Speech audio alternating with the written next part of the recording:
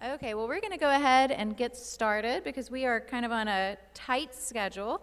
My name is Ann Catherine Taylor. I'm the Director of College Counseling, and thank you so much for coming tonight to join us for the College Forum. We are so excited to we actually have 11 representatives with us here tonight. 5 are up in the old chapel for our student panel, and then the rest of our crew is here, and I'm actually going to let them go ahead and introduce themselves before we get started. Laura, can we start with you? Hi, my name is Laura Davis, and I'm here from Lafayette College. Good evening, everyone. Good evening. Oh, wow, this is a tough crew. All right. Great to be here. My name is Vern Granger. I serve as Director of Admissions at the University of Connecticut. Hi, y'all. I'm Nadine Saint from University of Richmond. Hi, and I'm John Wells with the University of St. Andrews in Scotland, and you've probably caught on, no, I'm not Scottish. Hi, I'm Peter Hagan. I'm at Syracuse University in Central New York State. Good evening. I'm Brandon Chalmers. I'm the Director of Recruitment and Admissions with the Honors College at the University of Alabama. Okay, well, thank you. So the way that tonight is going to work, we have a panel first, and as you know, you're separated. We have a student panel and a parent panel, and then we're all going to head over to the PAC for different breakout sessions. Each representative has their own breakout session, so we encourage you to divide and conquer.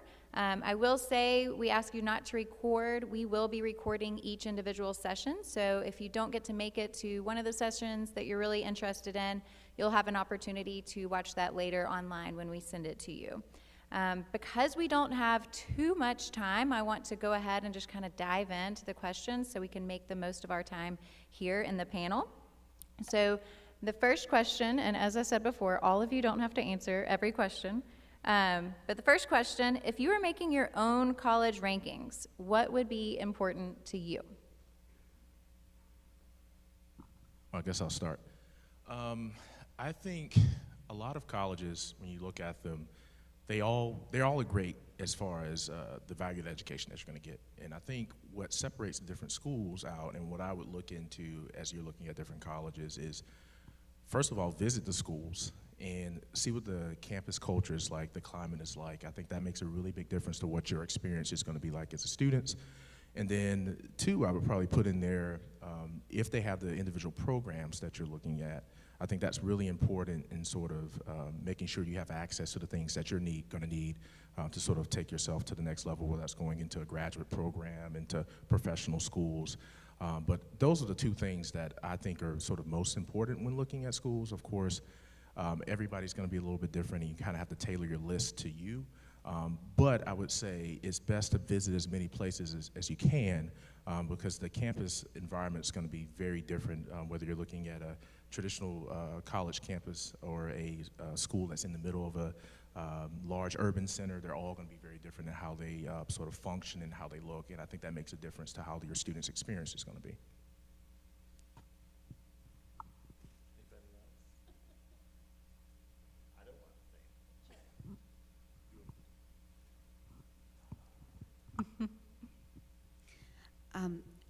So I actually have my youngest child loves to make top 10 lists all the time. Top 10 football teams, top 10 whatever colleges, right?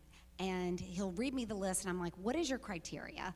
And they will be sometimes, well, these are the top 10 baseball recruits based on last year's recruiting. I'm thinking that's not why you're picking a college. This is ridiculous. But honestly, the rankings are very much, you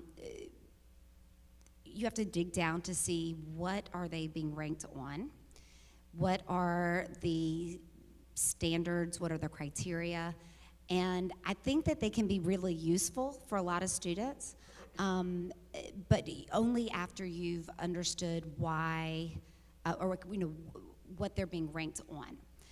Then I think it's a great opportunity for your student to reflect on their own priorities and what their criteria might be. For me, I think that when I look at students, I've worked at 3 different schools, and when I look at students who I think make the most of their college experience, they tend to be the students who, in my opinion, are the ones who have the opportunity to change their minds. So I think going to a school that's not going to lock you into something can be really useful. These are 17-year-olds who, when they're applying to college in their senior year, by the time they graduate, they might actually want to major in something different than they actually applied for. So just basing it on, this is the top school for this major may or may not actually meet what their needs are later. So to me, I would say the ability to try a lot of things and maybe to have a lot of programs offered. So maybe big enough that you've got a lot of options, but maybe small enough that you're also going to have those resources. I feel like resources, option value, those are the things that I think I would use to rank a school. Okay, and a shameless plug, Nadine Saint from the University of Richmond will actually be giving a session based on rankings. It's called The Truth Behind the Rankings. Truth. The truth. So how are those calculated? What does that even mean? What goes into a ranking? So if you're curious about that, I would encourage you to attend that session. Okay, so as you all have heard and read, you know that a lot has changed since COVID. Some things are going back to the way that they were pre-COVID, and some things have changed drastically within the landscape of college admissions. So I'm curious, what are some of the things that have changed at your institution or just in your experience in general since COVID? Yeah, I'll go ahead and start, and I'm sure that the others have things to add. I think one of the positive developments that came out of COVID was that most universities have moved a lot of their information, resources gathering to more virtual, more digital platforms. Once upon a time, was it 4 or 5 years ago, if you wanted to get that experience, learn more about a university, you had to actually go on the campus. But now, many universities have moved to adding virtual tours, for example, information sessions, not only about the university, but about academic programs, and so many other opportunities to learn more about universities virtually and digital. And so I would encourage all of you, if you haven't done that already, not only about our universities, but any university out there, because the likelihood is that they're going to have the information that's going to be available digitally, virtually, that you can get a lot of your questions answered about the university. So I think that's one big change that happened after COVID, was the increase in information resources for families to get more information. But anybody want to add anything? I think for many of us, the obvious one is certainly test optional. And even as an overseas institution, St. Andrews is actually test optional at this point and is committed to staying that way. And I think a lot of institutions have decided we need to look a little bit more broadly at what the qualifications are. I think the second aspect probably isn't even related to the admissions bit, but it's recognizing that the group of students that has been coming in the last couple of years has been through a very different experience, and trying to think about what does that mean in forming communities on our own campuses, given that students missed out maybe on a year or two of socialization and some of those kind of opportunities. So it's changed the way we have to support the students on campus when they're there. Okay, well, thank you, John. You introduced my next question. Speaking of test optional admissions, actually, I believe all of your institutions are test optional, correct? Were you test optional before COVID? Okay, so how has moving to a test optional admissions review process changed the way you evaluate your applicants?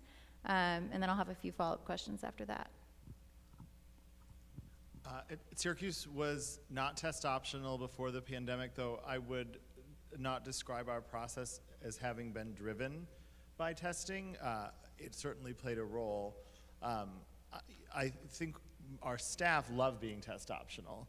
I think those of us who have to shape and sort of model and select a class that's really complex love the concept of test optional, but have found it can be challenging to sort of make sometimes the same decisions with less information. That being said, we've not found that students' experiences and performance in sort of many ways has been sort of profoundly different whether or not they've submitted testing. I always think of the study done at Bates College, which is a wonderful liberal arts college in Lewiston, Maine, and they've been test optional since like forever, right? And Bates did a longitudinal study over the course of many years ago, when they discovered that the only substantial difference in the sort of experiences and outcomes of Bates students who submitted versus not submitted was that more kids who submitted their SATs went to law school. Like, that sounds to me like a self-fulfilling prophecy, right? So we have found that test optional has given us opportunities to communicate to students that they don't have to define their admissions experience by their performance on a few Saturday mornings over the course of their high school career. I will say specifically with the Honors College at Alabama, it's allowed us to look at students that we wouldn't have traditionally looked at before and would have honestly just been cut off from the beginning of the application process before it even got to somebody like me to look at their sort of criteria and resume. So it's allowed us to bring in some really bright and talented students who might not be your traditional great test taker, and they've been performing wonderfully through the Honors College as well as outside of the Honors College too. So I think in that regard, it's allowed us to be a little bit more flexible with students that we're admitting into the college, as well as bringing in some students that add to the talent pool there that would have been missed just by looking at their test scores.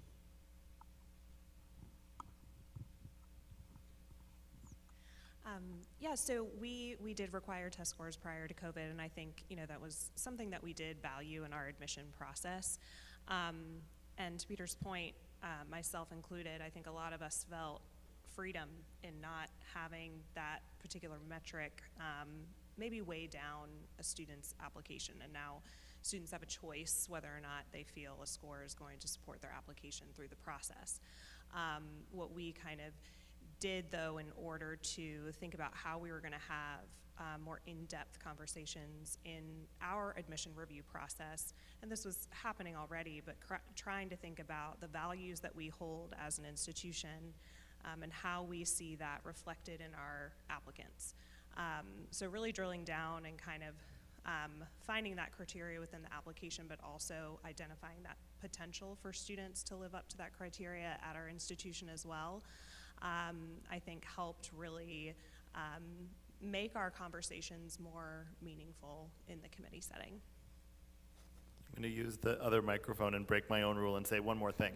Because I do think that in the admission cycle for 2021 and probably since, when test optional was a new concept nationally, or it wasn't new, was pervasive nationally, right? Kids at places like this, especially in states like this where testing was probably more available than it was, like there was no test SAT given in Seattle for like really long time, right? Like 18 months or some crazy thing. So that in a community like this, test optional probably did not feel optional. And I think, one thing I think is a plus, as we've seen sort of it become more normalized, one thing I would emphasize, at most places, test optional really does mean optional. And I think that's a really important point, because I can imagine it might not always feel that way at a place like Baylor. Yeah, Roughly, oh, go ahead. We're not like tricking you. Yeah, there's no tricks. I mean, there are tricks, but not what that. I will say, though, is we all say it in a little bit of a different way, right? Like there's tests flexible and test blind and test optional, and people are like, I'm applying test optional, and I'm like, well, no, that's the policy. You're yes or no submitting your scores. So it gets confusing in like the semantics of it. So I just encourage like everything, it depends institution to institution, but particularly with test policies, just like keeping track of all the schools that you're interested in, what those policies are, whether they might be required for scholarship review, but not for admission. You know, that happens sometimes too. So just keeping all of that track and, you know, track through a spreadsheet or something, I think is helpful through your process as well. We send you all a spreadsheet. There you go.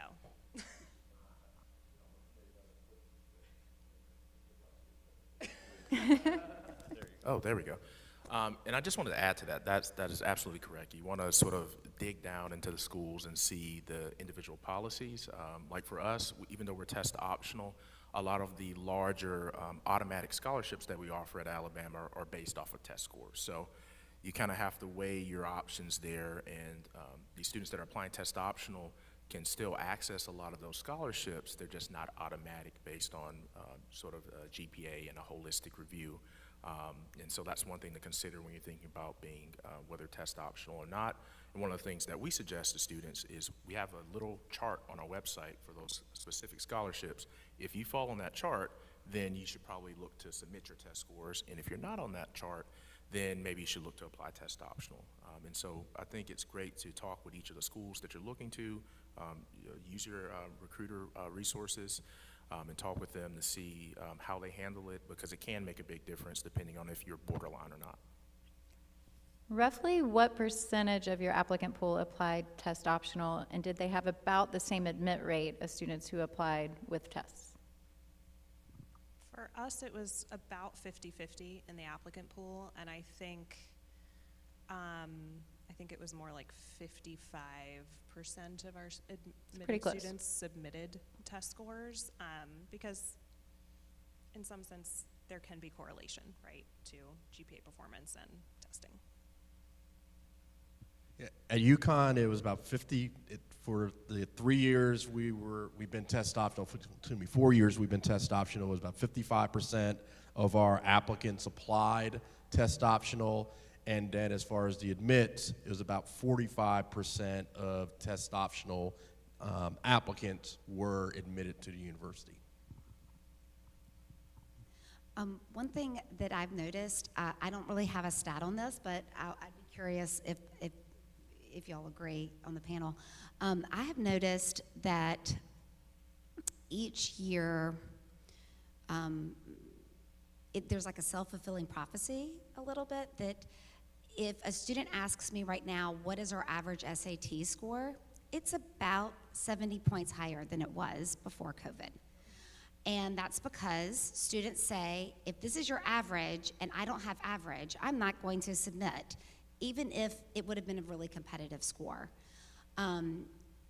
Students are only submitting it if it looks like their score is going to be viewed favorably, maybe the top 50%. Then the next year, what happens is a little fewer of the pool submit testing, and the testing is even higher. And so one thing that I will note is that our average ACT went from a 30 to a 33, and I know that a 33 is already like the 90-something percentile, so I know that not many people have that score, so I know not that many people are going to be able to submit it. So it's already this sort, so I just really encourage students to think about, do the test scores help or hurt your case based on what your transcript looks like? Because it's just another quantitative measure. And I'm going to be talking about quantitative measures in the next session. There you go. About how your grades, your testing, different things can actually help tell your story and can make and can actually, even if you think that they're not high, can be part of an effective application. And I will say, in the state of Tennessee, we do encourage all of our students to take both tests. The University of Tennessee requires testing. The University of Georgia requires testing. So your student is not test optional. The colleges that they are applying to may or may not be test optional. So we still want them to test, and we still want them to prepare for those tests. Just another shameless plug. Okay, so I want to know for your institution, can you speak a little bit about demonstrated interest? Do any of you track demonstrated interest? What does that look like for your institution? I'll just quick say that we do track demonstrated interest, and that is because Can probably you explain about- what demonstrated Okay. interest is? Demonstrated interest is when a student takes the time to interact and engage with us in a way that shows that they are investing their energy in getting to know us. We can track so much stuff. I'm going to tell you that we don't, but we can. And that's because when we send an email, we can even see if your student has opened the email. I mean, I will tell students, just open your email. Just open it. And that's because I have my own children who have gone through this process, and I know what schools are capable of if they have the time or the desire to dig. The fact is, we don't have time. We're not really digging at all that. But what we can see is if a student's had a tour, if a student's had an interview. I think that demonstrated interest can play a role because about 65 to 70% of our students have competitive academic profiles when they apply, but we only accept about 30% of our applicant pool. So how do we decide which students are going to be admitted if they can all do the work? Well, there are other, we do a holistic review at Lafayette, and so one of the things that we want to know is, do you know what you're getting into when you apply to Lafayette? Do you know what we're about? If we admit you, are we at all a match for what you're looking for? So, so we can track all kinds of things, and so I always encourage students to take the time to know where they're applying and to know what those schools are about. It helps you when you write that why Lafayette, why whatever college essay that a lot of schools ask, and it actually will make your student's decision a lot easier if they've taken the time to engage. Sorry, we're running out of time, so I want to make sure to ask this question. How can parents best partner with their students? And how have you seen this work well? How have you seen this maybe not work out so well? What's your advice for them? So I actually can say this with some experience because my wife and I, we just went through this with our daughter. Our daughter was a senior in high school last year and going through the whole process of applying through universities, which is still crazy for me to believe. So I know you all are sitting in the crowd thinking probably the same thing that I did. One of the things that I took heart to, and I really tried to remember, you want your student to drive the process in the way of trying to find a school that's a good fit for them. But I will say that as a parent, I think it's very, very important for you all to be aware that you have a role and you have a voice in the whole process. And some examples I would give are that the junior year of our daughter, when she started the whole process, we started to have those conversations about some of those specifications that in the colleges that she would be potentially looking at. And for you, those specifications could be geographic, there could be financial, what you are able to contribute and what you're willing to contribute. I think those are all very, very important conversations I would encourage all of you to have as parents, because what you don't want to happen is that your student go through the process, you don't have these conversations, and because of some limitation that you may not have talked about early on, your child was not able to go to a university they had their heart set on. So I think as parents, you should feel comfortable in knowing that you do have a role, and I think it's important for you to have those conversations. But my wife and I, we wanted to make sure that we were not driving her in a direction that she should choose a school because we felt that it had this for her, that for her. I was very fortunate in my role, and you all are fortunate in your roles that you have great resources here to take advantage of, and your students can take advantage to get information about the programs and the resources that are available at the universities, and encouraging them to take advantage of those resources. So I think it really is a collaborative process.